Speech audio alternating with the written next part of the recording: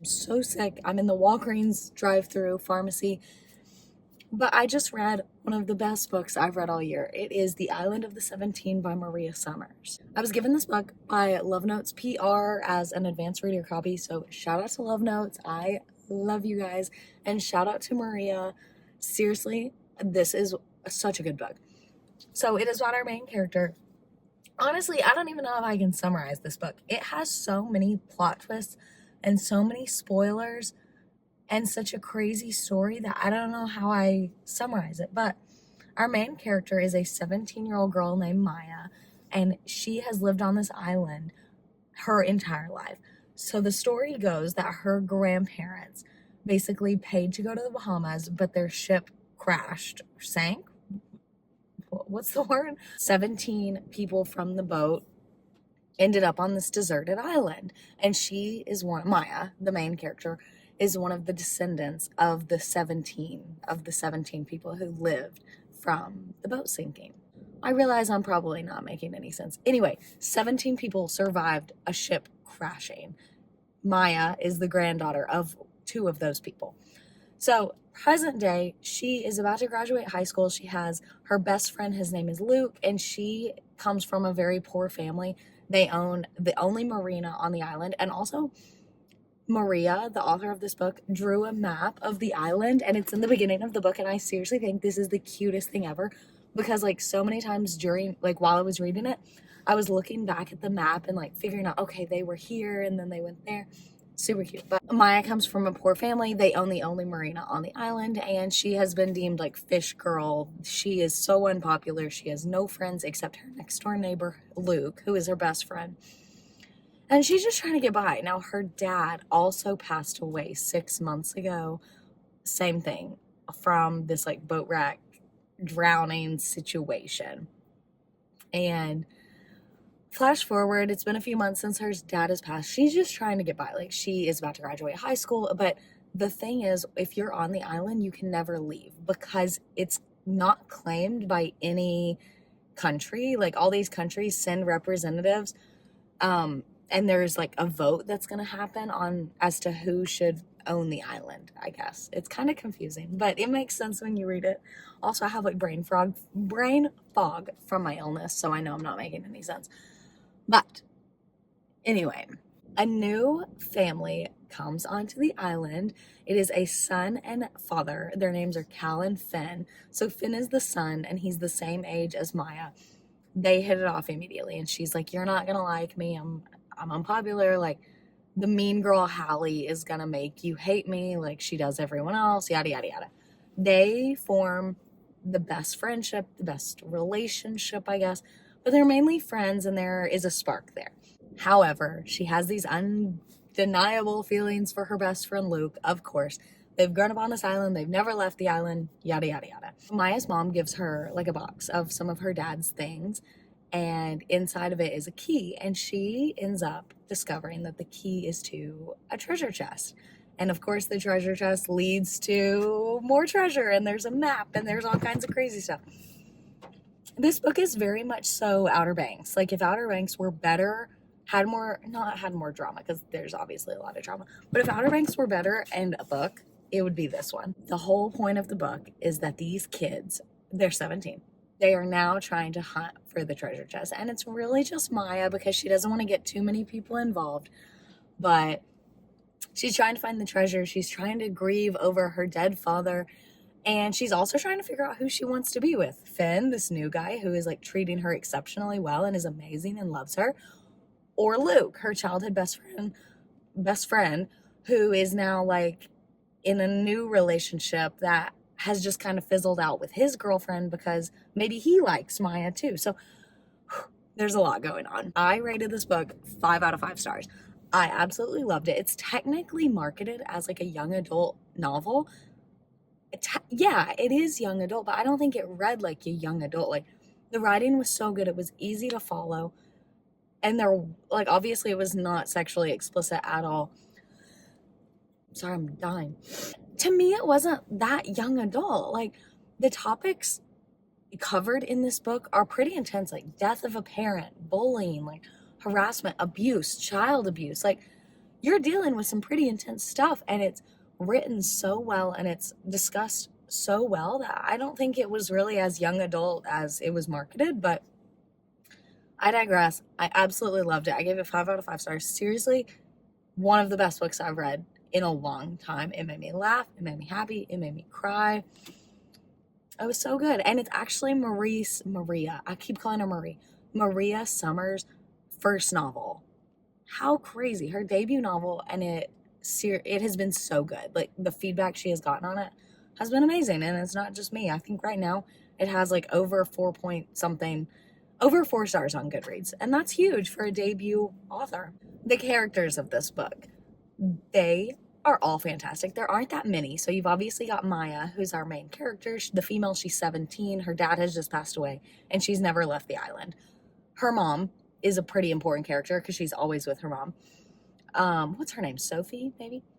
God, I can't stop coughing. Her best friend, Luke, who is her next door neighbor. Luke has also never left the island. He was born there. His family's from there. Childhood best friend turned love interest, maybe. Luke starts kind of dating this girl, Parker, but she's a little irrelevant, but they do date for a little bit. Hallie is the bully, and she plays a really big part in the book. But she is like the mean girl of the island. Her family is like the richest on the island, and her family is actually trying to buy the marina from Maya's family, which is like huge and absolutely unacceptable because it's the only thing that her family has is this marina. And then Finn, who is the second love interest, he is the new guy on the island. Him and his dad, Cal, just moved to the island. Oh, I think it might be my turn. And Finn is like perfect. He's from California / South Carolina, and he is so sweet. He's so good to her. But his dad, Cal, is sketchy. And you don't find out why until pretty late in the book. But you can tell that something's going on with his dad. Pause. Not the pharmacy workers watching me record this, but you learn to love all of them. You learn to hate all of them. You want all of them to succeed. And it's not hard to keep up with because there is so few, which I love. I hate when a book has like 1,000 characters.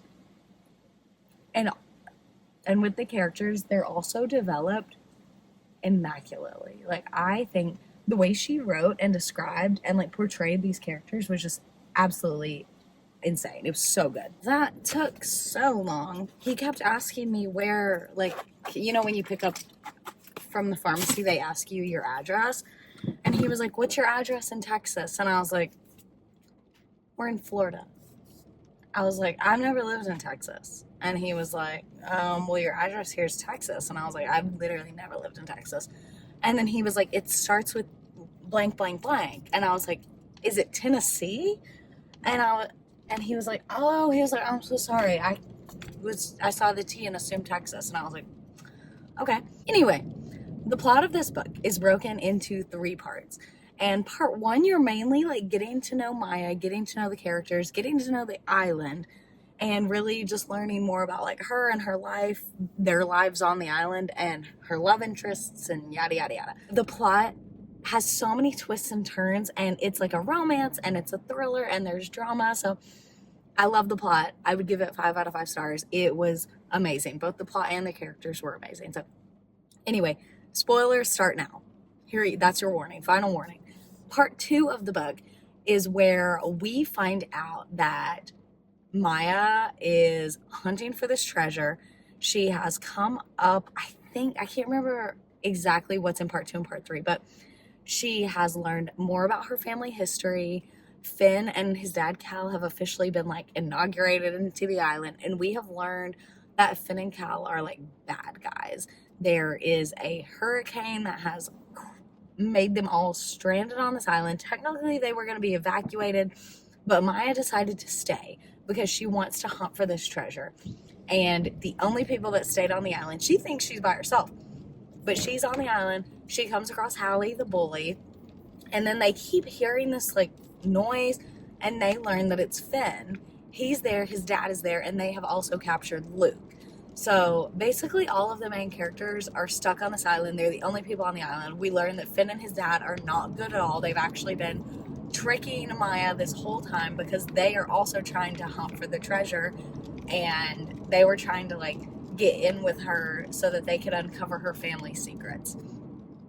In part 3, I can't even say it because if you haven't read it, but basically in part 3, all goes to SHIT, and Cal, the dad, ends up kind of overtaking the kids, finding what he thinks is the treasure. He kidnaps the kids, takes them to Key West, holds them hostage, and then we end up with the biggest spoiler of all time, and that is that Maya's dad is not dead. He's still alive, and he is in Key West. And Maya's dad and her mom had this whole scheme this whole time where they were gonna plot his death, or like fake his death, and plot to find the treasure, basically get Cal involved on purpose. And they were using their own daughter as like a decoy. It's crazy, guys. Absolutely crazy. I need to think of some book club questions because I'm almost home, but the plot is mad. The amount of twists and turns in this book is absolutely stupid. It is crazy. It's so easy to keep up with, though. I was on the edge of my seat the whole time. Like, I literally started this book just the other day, and I think I read it in like 3 sittings. It was amazing. I cannot say that enough. As per usual, I think this book would be a fantastic book club book. And if you are looking for like an easy beach read, it doesn't have to be a summer read or a beach read, but if you're looking for a book that gives Outer Banks vibes, this is it. This is the one. And I think a lot of different people will like it because there is that romance aspect, there is that trauma aspect, there's a lot of triggers, but it's a thriller and it's very dramatic, but there's love. It's just, I think a lot of people would like this book. So without further ado, and spoilers of course, here are my book club questions. Question number 1 is, how shocked were you by the fact that Maya's dad was not dead? And which upset you more? The fact that he, I guess, like faked his own death, or the fact that her parents made this whole scheme and included her in on it? Like, it's kind of effed up, but how iconic, you know? Book club question number 2 is, was that the biggest plot twist? I think there were a lot of plot twists in this book. There were so many. There were so many twists and turns, but I think that one was it was the biggest one, was that her dad was still alive and he was there and he was like waiting on her and he had a plan the whole time. Book club question number 3 is, who did you want her to end up with? Did you want it to be Finn? Did you think it was gonna be Luke?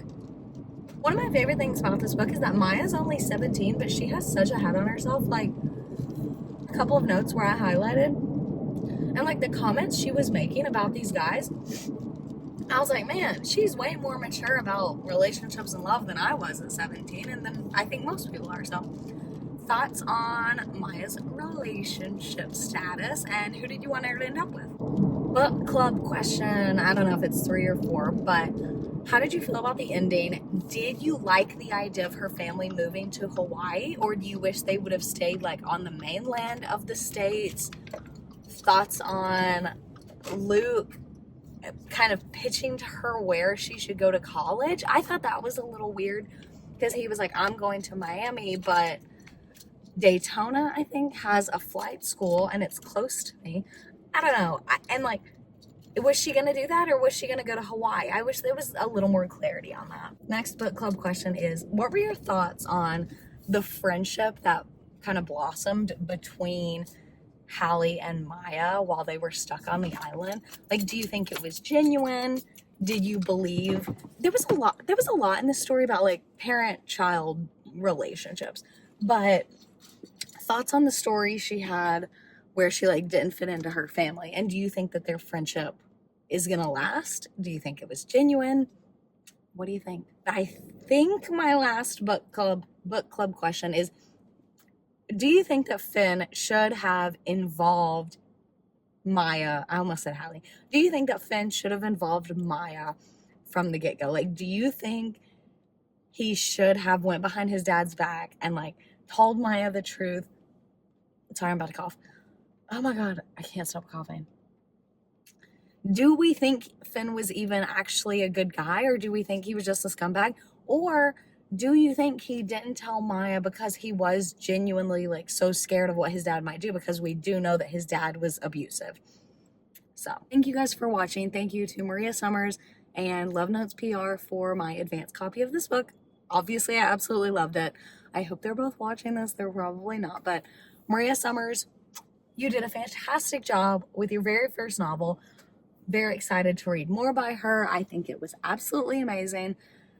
And this was just such a good, quick, entertaining read, and I recommend everyone to read it. If not now, read it next summer for sure. It is a summery vibes treasure hunting book, and you will love it. So that's all, I guess. Happy reading. Bye.